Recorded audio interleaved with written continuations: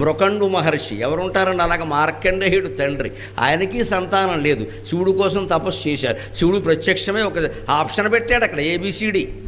100 ఏళ్ళు బతుకుతాడు దుర్మార్గుడు కావాలా, 16 ఏళ్లకే వెళ్ళిపోతాడు సజ్జనుడు కావాలా అని అడిగాడు. వెంటనే ఆశ్చర్యకరంగా మృకండు మహర్షి భార్య ఇద్దరు కూడా ఒక్కసారి ఒకరి ముఖాలు ఒకరు చూసుకుని, కుపుత్రత్వంబు కంటే అపుత్రత్వంబు మేలు అన్నారు.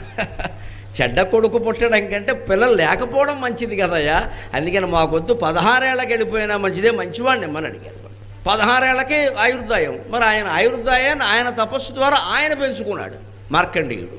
ఆ కథ అంతా మనకు తెలుసు. భక్త మార్కండేయ తల్లిదండ్రుల ఆయుర్దాయాన్ని పెంచాడు, 7 తరాలు బాగుపడేలా చేశాడు ఆయన తపస్సు ద్వారా. ఎందుకని చేయగలిగాడు? వీడు 100 ఏళ్ల కొడుకును కోరుకునుంటే వీళ్ళు 16 ఏళ్ళకే వెళ్ళిపోయేవాళ్ళు, ఆత్మహత్య చేసుకునేవాళ్ళు. వాడు పుట్టిన తర్వాత వీళ్ళు బతికేవాళ్ళు కాదు. వాడు 100 ఏళ్ళు బతుకుంటే వీళ్ళు 16 ఏళ్ళకి ఆత్మహత్య, వాడు పెట్టే బాధలు పడలేక.